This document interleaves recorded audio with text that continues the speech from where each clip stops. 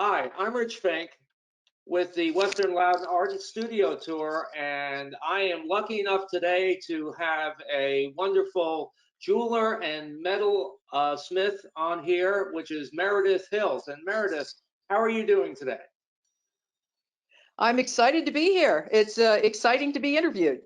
Okay, great, great. So one thing I would like you to start with is tell me a little bit about your artist journey over time and how you got to be doing the type of art that you're doing today.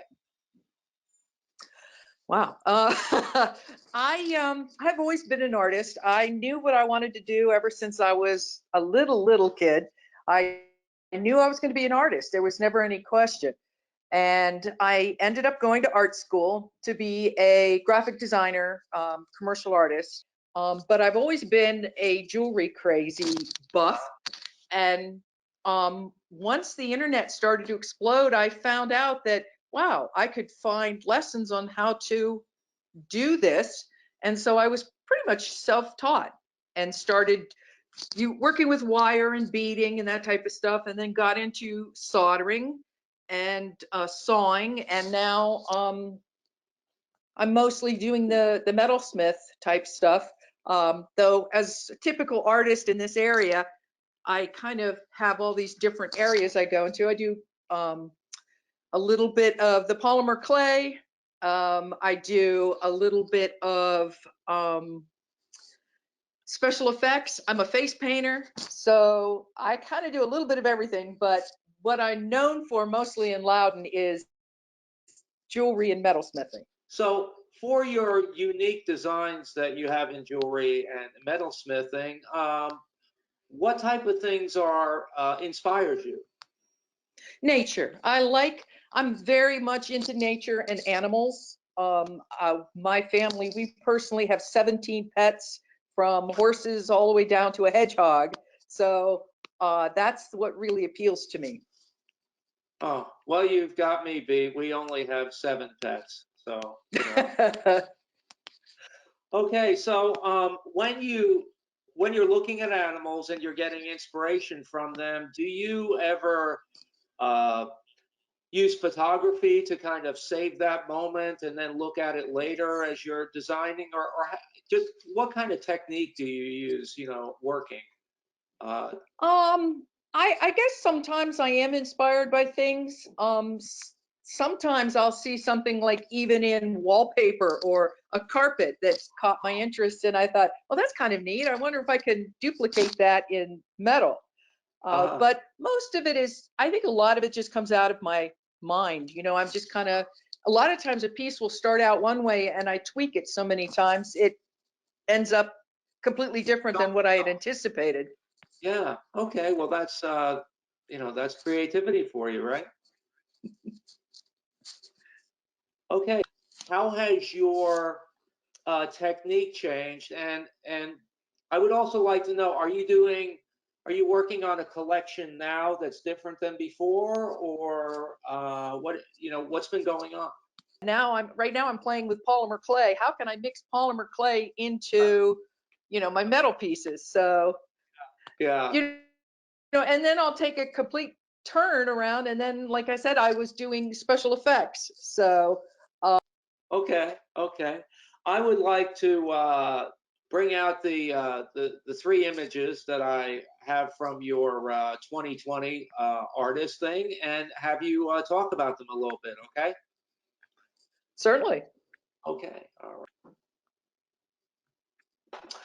All righty. So let's go from left to right on this.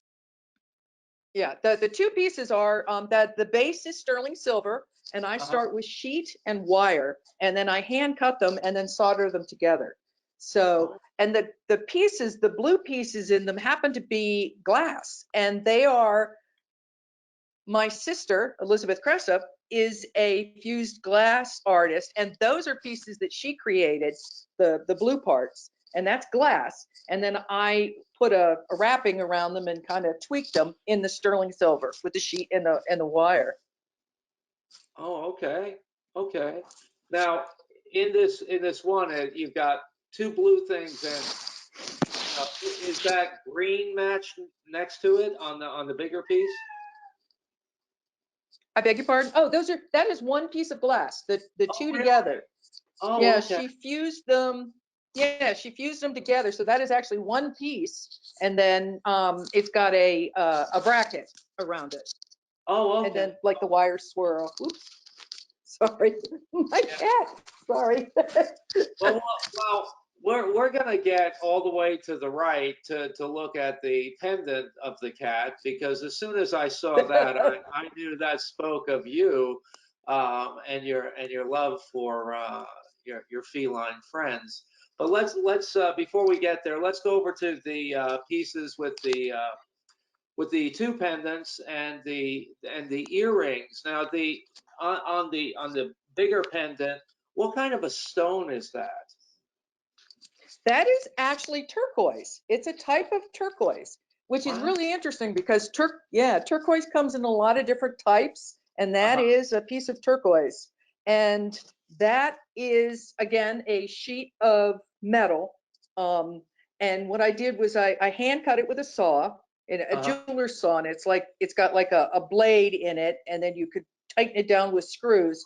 And so Uh-huh. that was cut out, and then the top, the bail where the chain goes through, is Right. still part of it, and it's just wrapped around. Now, that piece is not soldered. That is a cold fusion, a cold part. Because what I did was I cut out tabs, and then the tabs pop out of the back, and then they wrap around the stone. So when the I, stone is flipped over, it's got a decorative opening in the back. So you can see the back of the stone as well as the front. oh, okay. So that Okay. was made and then textured with I texture things with all kinds of pieces. I think that was textured with the end of a screwdriver just to give it Uh-huh. those lines on it. And then a sterling silver chain fed through the bail on top. So essentially, the stone is being held by the metal, right? That's flipping up Yeah, and it's a tab set. So it's, you just tabs. kind of cut the tabs and flip them up, and then you bend them back down so it holds the stone in place.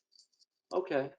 Now the one that is just kind of south and over to the left of it, this pendant of flowers, or a floral pendant. How was that made? The flower piece is actually two different things. It's copper background, and then that was hand cut with the jeweler saw, and then I riveted a piece of sterling silver on top. So that's silver, sterling on top, and then it was riveted with actually a copper nail.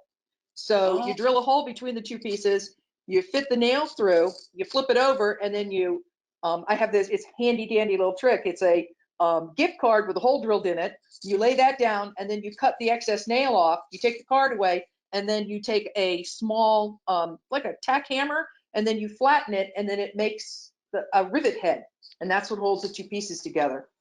wow, that's very cool doing that. And the stones that are in the earring, what are they? They look very unusual.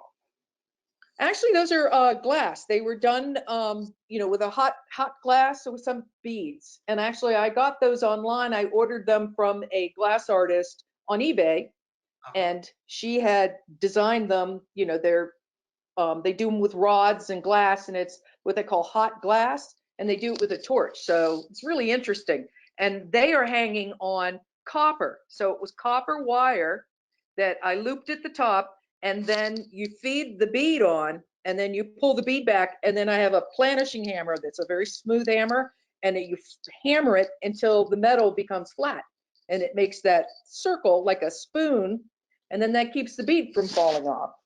Oh, wow. So Yeah, it's really unusual, and I like it. I like it. But I have to confess, my favorite of these three is the next one. It's the cat and the fish, and the fish isn't terribly happy, I guess, but the cat sure is. And well, so, this is a very cool piece. yes, it is. How did It's you it's it's called chasing and repose, and oh, that's its French term. And chasing is when you work on one side of it, and then repose is when you work on the other. And so I have a what they call a pitch bowl, and it's a bowl that's about the size of a bowling ball, and it's filled with red pitch, natural pitch from trees, and it Oh, makes it soft. So what you do is you torch it. You know, I have an acetylene torch. You heat the wax, the pitch until it gets soft, and then you can lay the silver sheet on it. And then I have chasing tools, which are, you know, they're like stamps, like metal stamps, but they're all different shapes. And what you oh, do is you hammer the shaping on it, and then you have to flip it over, and then you drive it back. So, you know, I had to pop the cat's face and, you know, his muzzle and his nose and everything through so that it's domed. And then with the eyes and like the inside of his ears and his muzzle, you take the tools and then you drive the metal back down. So you're moving the metal, kind of the same way that the silversmith makes a bowl. They start with a sheet of metal of sterling, and then they hammer it into a shape, and then they keep doing that. But that's how that's worked. So then, like his tail, the tail is the bail, and I had to take a jeweler saw and cut that out around this shape. But then everything else is like I said, you drive it from one side to the other. wow. And the trick is it's fancy. You got chapstick. You have to keep chapstick on the metal so it doesn't stick to the pitch. So then, like I said, I'll work on the back of it for a while, and then Uh-huh. you pry it off, and then you flip it over, and then you have to work on that side. So it's a constant back and forth and back and forth.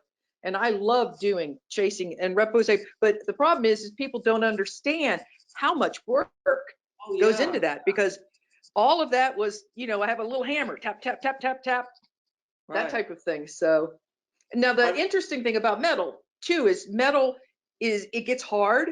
I always like to give the example of you take a coat hanger and you bend it back and forth and back and forth, and then all of a sudden it snaps. Well, right. that's the same thing. Is metal becomes the molecules, the more that they're hit, and you don't even have to hit them hard. You could just take like a nail and tap a piece of metal with it, and that is just enough. That changes the molecules, and then it'll become brittle. And if you keep doing that, you could just snap it. Wow. So what you have to do is periodically, I have to take it off the pitch bowl, put it on my stone that I solder on, and then Mhm. heat it until it glows. And when it glows, it changes the molecules back to being soft. Oh, wow. Yes, it's much more complicated than I think the average art lover has any idea. Because Yes, yes. when you compare these three things, these three images together, um, you know, they all take a lot of work and a lot of planning, obviously, from what you've been telling me. But this one, the cat pendant, is much more like sculpture, the way I see it, because it Yes. than Hmm. than the other decorative things. Not saying that they're not, you know, that there's not a lot to that, but this is really has brought out a figure um, more than, you know, earrings and the flowers and stuff. This, anyone who doesn't believe that this isn't complex, even if they've never heard you talk, I don't know what they're looking at, because it's an amazing piece, Meredith. It really is. Well, thank you. The thing that's interesting about this is, as I said before, I mean, there are these pictures are three complete different types of metalsmithing. One is the Yeah. chasing and repose. The ones in the middle are they were all done with cold, no heat. That was all cold fused. And Wow. then the other pieces were all hot fused because the wire is all soldered on, every one of the loops to hold the metal on, the little silver beads that are on there, they were actually a piece of wire that I melted until it beaded, and then I soldered those on. So there are three complete different types of metalsmithing. So it was good pictures that you chose. Oh, thank you, thank you. That's what I've been trying to do in these interviews is try to get the different dimensions from the artist, you know. So I'm glad you approved. I'm glad you approved. And So again, well, you can see it's all across the board. I can't really keep with one theme. I'm always jumping around and experimenting. yes, yes. So somebody who is looking at your artwork can always find something unique. Yes. Yes, yes, something very different. All right, what I'm going to do now is I'm going to sweep away the pictures and head back to the just two of us.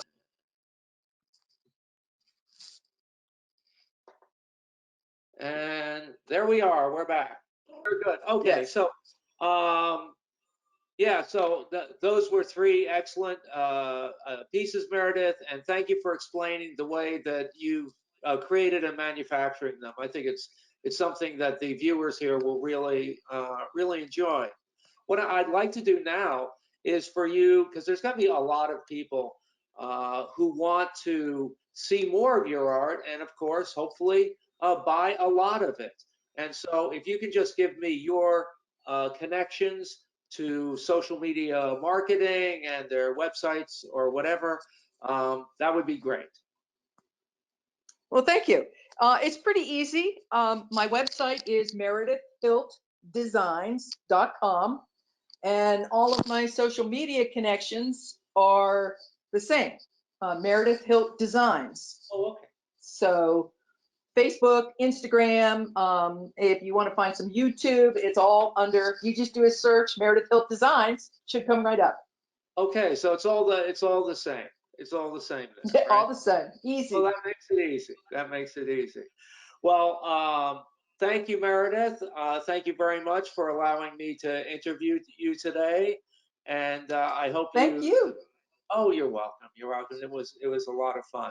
So, Well, and I really enjoy the being involved in the Western Lawn Art and Studio Tour. This is, I think, my 11th or 12th year that I've been participating. And I'm also glad I work with you, if I can say that, on the Studio Tour committee. well, thank you very much for that. And yes, I enjoy working with you too. Okay. Well, thank you very much. All right. You have a great day, Meredith.